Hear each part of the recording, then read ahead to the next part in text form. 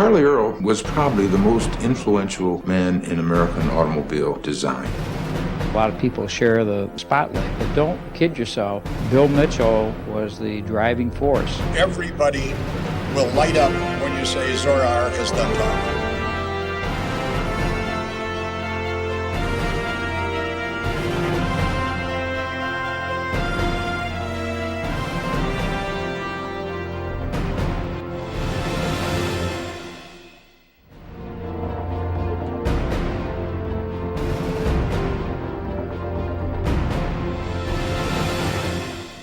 It has been said that the trick to designing the next generation Corvette is to never completely erase the one before it. If you look closely at the C7 Stingray, you will indeed find lines that can be traced all the way back to a sketch drawn 60 years ago by our first inductee into the 2017 Corvette Hall of Fame, Mr. Peter Brock. From an early age, Peter dreamed of racing cars, not designing them. Yet even then, he saw race cars as works of art that moved. My real goal was to be a race driver. I mean, that was the neat thing, because I'd hung around with racing cars and race drivers and had seen the whole sport begin to grow there on the West Coast. When racing proved to be a dream that was too expensive for him to chase, his natural ability as an artist led him down another path to the Art Center College of Design. I went down to Los Angeles. I'd heard about a school down there that was teaching people how to design cars. Students, and walked in the morning and literally walked around the classes and sat in and listened to some of the instructors and looked at all the stuff on the walls and decided that was really where I wanted to go to school. I went up to the front office and I said, you know, I've decided I want to go to school here. How do, you know, where do I sign? And the very nice lady at the desk, you know, she said, well, this is a school for professionals. And she said, well, do you understand you have to bring in a portfolio? And I said, what's a portfolio? I mean, I was really naive. I had no idea, completely green. I had no art background at all. And she said, you'll have to bring in, you know, some work, and we'll have that take before the board and see if you're approved to come here. So I said, well, you know, all I know is I want to do that stuff that's up on the walls there. So I walked out the door, went out to my car in the back and pulled out my 3-ring binder, you know, with the blue lines on it, and drew all the cars that I knew that I used to draw in study hall. And just before closing, I went back in and presented it to the lady. She was surprised to see me. And I said, well, will these do? You know, she just kind of smiled. And I literally talked my way in there. I got in there and had fabulous instructors there, Strother McMinn and George Jurgensen. These were ex-guys out of Detroit, and just fabulous instructors. And I got as much help from them as I did my fellow students, you know, because I was really playing catch up. And I'd already knew that I wanted to go to GM and work on the design stuff there, because GM was really leading what was going on in design at that time. So I got to know Chuck Jordan at that time. Chuck was a headhunter for GM styling. So he was coming out every semester, and I got to know him, and he'd seen some of my work. And I told him my desire that, you know, when I got out of school, I intended to come back to GM and look for a job. And he said, yeah, well, come and see me. When Bill Mitchell took over as head of design from the legendary Harley Earl, he wanted to make his own indelible mark on the automotive world. Corvette would be completely redesigned. I think it was the late summer, he'd gone over to Turin Auto Show. So the main thing that was showing over there were a bunch of little streamliners, but they were all these beautiful little shapes. You know, they had a real crisp belt line going all the way around and a small little aerodynamic shape over each one of the wheels. One of these cars had already gone into production, which was the Alfa Romeo Disco Volante, and was getting tremendous amount of press and coverage on in the media in Europe. So he realized that this was a theme that had been publicly accepted, and he took a lot of pictures. So when he came back to GM in '57 and had this dream about building the new Corvette, that was his theme that he wanted to do. But anyway, he came downstairs, walked in, you know, like he owned the place, which he did, and just said, hey fellas, come on over here, sit down, I want to talk to you. And you know, we of course recognized him from photographs and stuff, and we were really impressed that Bill Mitchell wanted to talk to us. He says, you know, I want to show you kids something. And he pulls out this stack of photographs that he had in his pocket and laid them out on the desk. And there were all these pictures of all these little streamliners and the Disco Volante Alfa Romeo.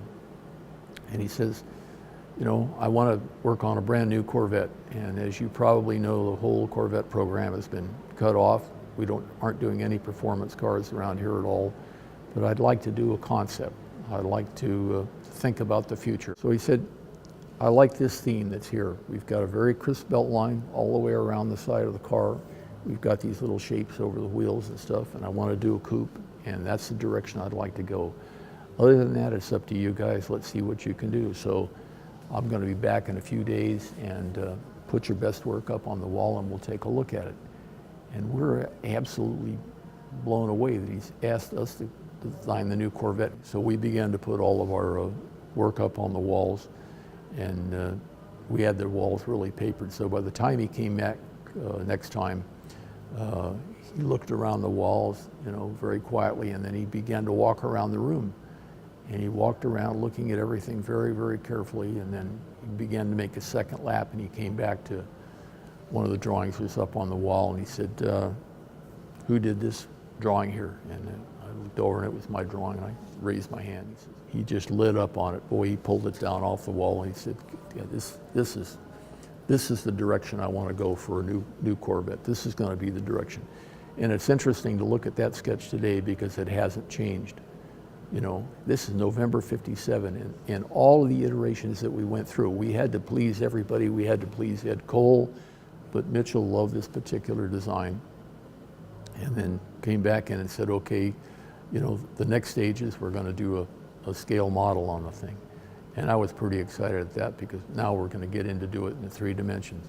Ended up working with the modelers, and these guys turned out to be the greatest group of guys I'd ever worked with. Mitchell had come in all the time just to see what was coming along with the models and encouraged all of us to continue to, you know, work on this particular theme.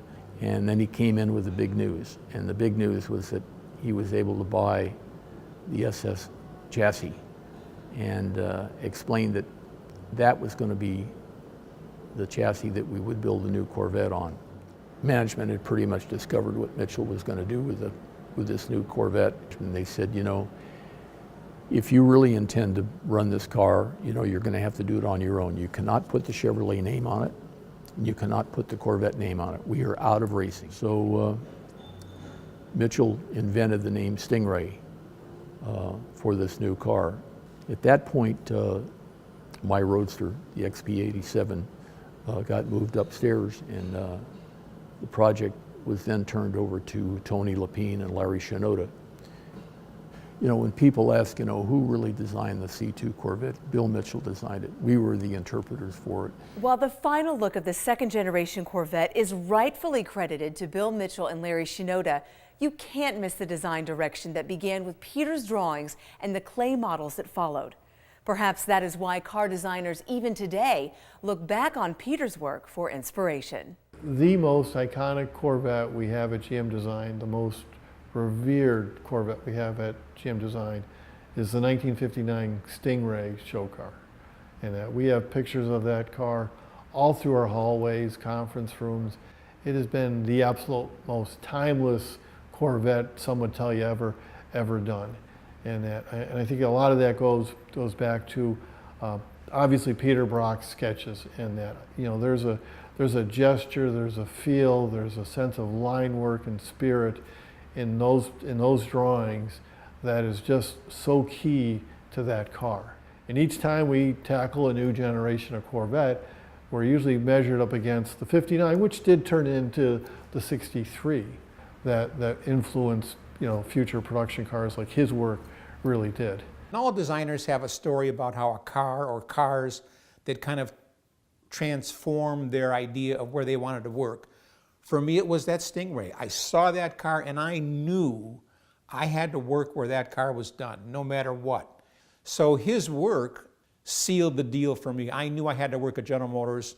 The basic architecture of those forms, that form vocabulary, to this day, still resonates with car designers around the world. I don't care who they are. I like Peter. You would think he'd have the biggest ego in the world, given some of the projects that he has worked on, and I find a very different person than that. He's very quick to say, you know, Bill Mitchell designed that Stingray, you know, that he was a part of the team that worked on it. It's hard to call it a car because it's more than that. It embodies all the emotion and the passion of General Motors design. That car has had an influence on every single Corvette since then. Peter would leave GM before the XP87 Stingray was completed and go on to design the World Championship winning Daytona Cobra for Carroll Shelby. He would then start Brock Racing Enterprises and enjoy further success by founding the world's largest hang gliding company. To Corvette fans and automobile historians, however, his groundbreaking work on the XP87 Stingray Racer will be forever revered and remembered. When Peter's sketch was chosen out of many sketches by many different artists, his was the one that floated to the top. He was handpicked for his first sketch. It was so strong and so powerful to create the first Stingray. And so when Tom Peters and KIRK Bennion were charged with the C7, where did they go? Where did they go to create the next gen Corvette? They went to the most classic Corvette arguably ever created, the 63, Peter's sketch. When you look at those top fender lines, it may be subtle, but they are there. That 1963 Stingray is in the C7. And that 1963 Stingray, when you match it up to Peter's original sketch, is an awakening moment for anyone who wants to understand the impact that he's had on the Corvette. For setting into motion the unmistakable look of Corvette that continues to this day, we welcome Peter Brock into the Corvette Hall of Fame.